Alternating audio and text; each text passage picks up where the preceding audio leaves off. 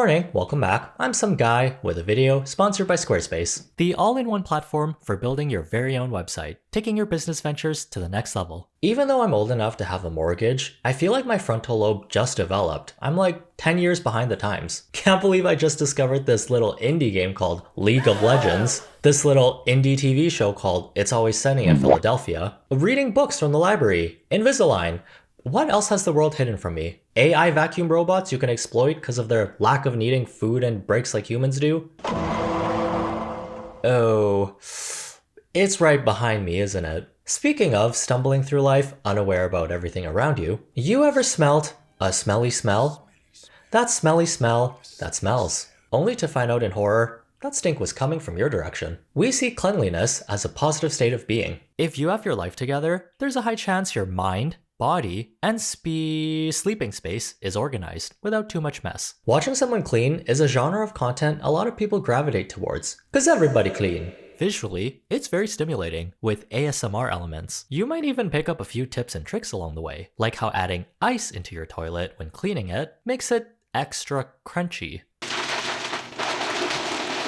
Even if no words are spoken, a video of a kitchen in turmoil, which is then transformed into a fresh new show home in just 30 seconds, is a story in itself. For the creators, it's generally pretty easy content to make, with the potential to reach a large audience, not to mention the effortless branding. You clean a gravestone one time, you're now known as the pink-themed graveyard cleaner lady influencer, which is the most AI-generated sentence I have ever said. It's human nature to maintain some level of hygiene. Even our ancestors used twigs and leaves to doll themselves up before going out to slay a dinosaur for dinner. But there comes a point when things go too far, like how the Cleantok genre has sterilized itself into something frightening. Might want to go get yourself a gas mask for this one. Someone is creating a poisonous smog in their toilet bowl as we speak.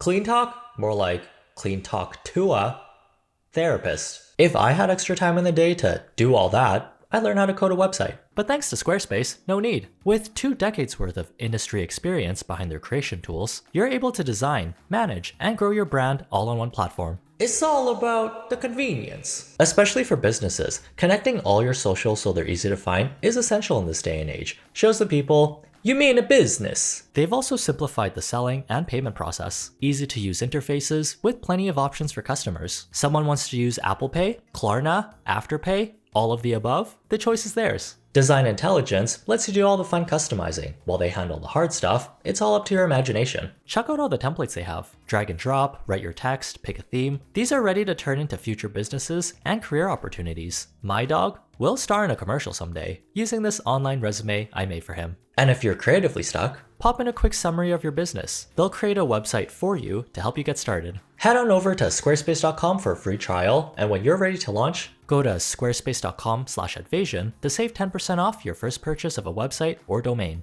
Let's face it, we be stinkin' without the sink. We learned that the hard way after a handful of plagues swept through the human population. It made us all realize, oh, we just need to be a little cleaner on a daily basis to avoid succumbing to illnesses like typhoid and popular Oregon Trail disease, dysentery.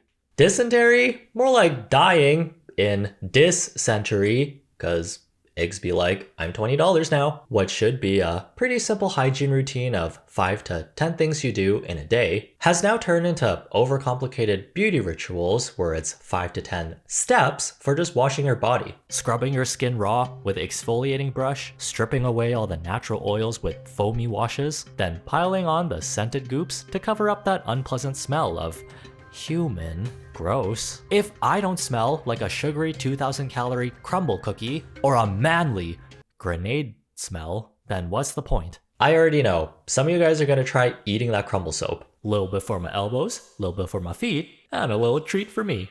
The millennial Gen Z generations are strong advocates for prioritizing your own well-being. I gotta put me first, Lucius, cause if you don't love yourself, you can't clean yourself. But we might have gotten confused along the way, with self-care turning into self-capitalism care, where the more products you use and the more things you have, the faster your happiness meter is supposed to fill up. Only when I have collected my 100th bottle of body wash will I truly become uncontaminated. from all these germs. I don't think we're meant to be using so many products on our skin all at once. For basic cleaning, hot water, soap, and a good scratchy hand towel will do. Then throw in a handful of extra products if you want a little razzle-dazzle in your routine. What you're doing when you're constantly using heavily scented exfoliants and washes multiple times a day is messing up your skin barrier and potentially flaring up some eczema. The crook of my elbow is already starting to get itchy just by washing these. Do I have phantom eczema?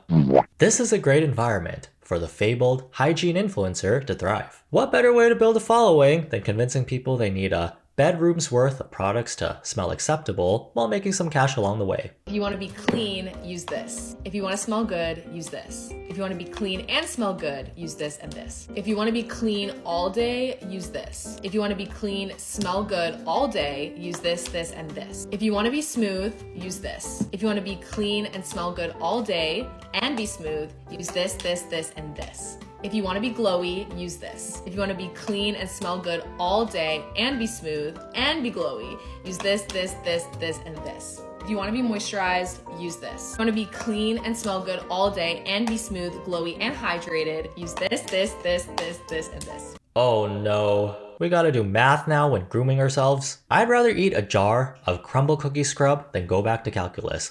I'm already having PTSD. It also begs the question, are these influencers using all these products they're mentioning, or are they creating an illusion of a problem so you buy their stuff? On the flip side, we have guys who wipe exclusively with dude wipes and will only shower with dishwashing liquid because it's labeled for men. And it's black.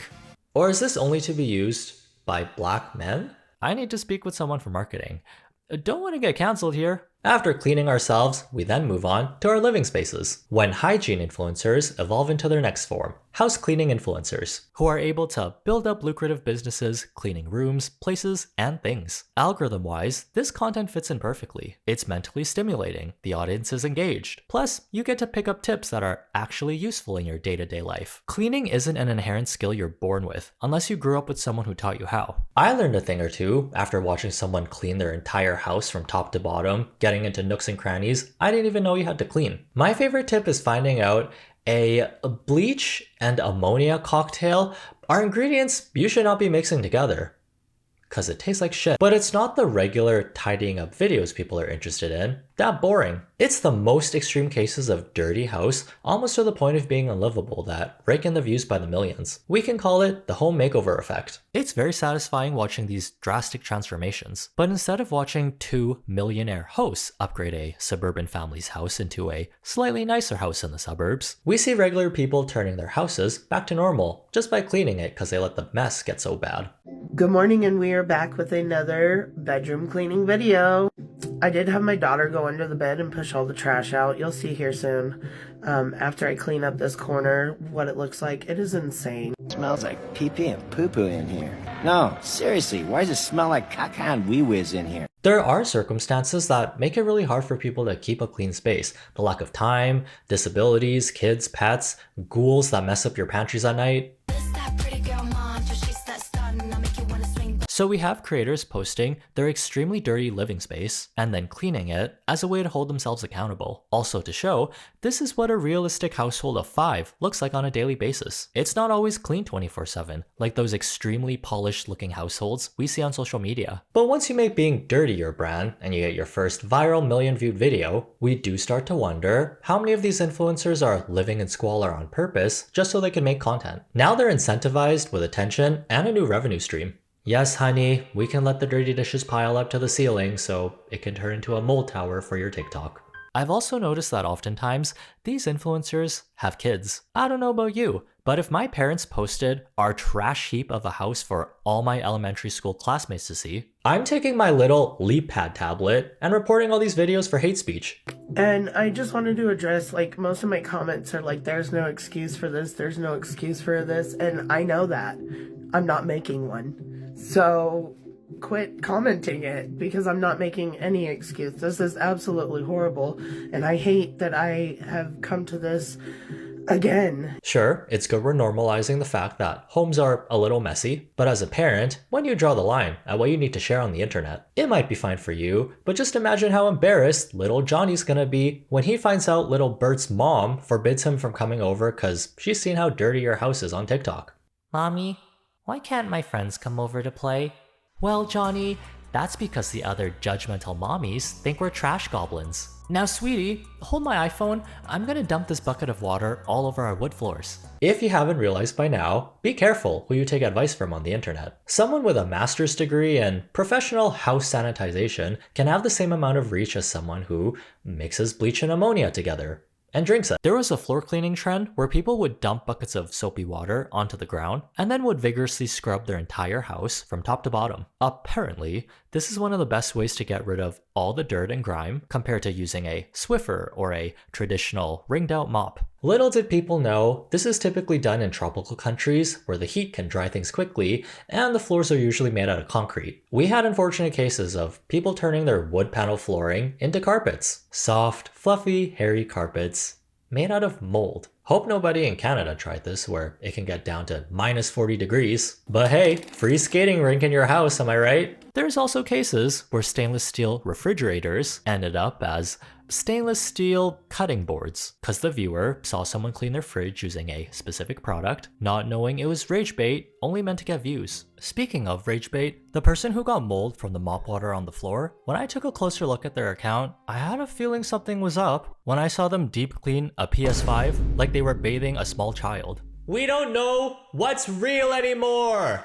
Living in this technology age with so much information at our fingertips, we develop this bad habit at taking the things we see online at face value without looking into it. There's just not enough time in the day to fact check the last 100 videos you watched in the last 2 hours. I'm scared for when AI becomes so advanced it's undetectable. If another one of my 50-year-old family members sends me one more link and asks if this video of a dog cooking is real, I'm gonna say, of course it is, because my dog can do that, because he's so smart and talented. Ragebait is content created for the sole purpose of engagement, like showing you a tutorial for cooking a restaurant quality steak, except they use a radiator as a grill and motor oil for sauce, resulting in an angry mob flooding the comment section, driving up the view count. This formula works since people like to get angry and yap about things. Cleantok houses a lot of rage bait, which has the potential to be scary. If you were ever a potions kid who mixed all the bathroom products together when mom wasn't looking, Cleantok has its own version of that. Except the harmless shampoos and body lotions are now hazardous chemicals mixed together in a white porcelain cauldron.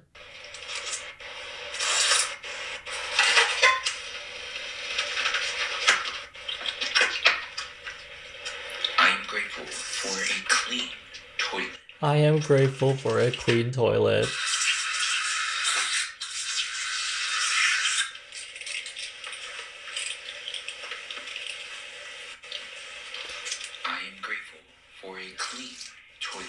I am grateful for a clean toilet. I already said that. How long is this video? I don't think that Sponge is grateful. Even that scrub daddy went in frowning, cause he knows this ain't right. What's even more disturbing is the unsettling eye contact with the scrub daddy as we're waterboarding it with chemicals. If we're gonna waterboard someone, I have a recommendation. It seems like the foundation of all these toilet bowl recipes is Ajax, powdered bleach. Gives it that nice fluffy doughy texture that makes it look like forbidden dessert. We got people marinating a sponge cake in their sink like they're about to serve it to guests at their dinner party.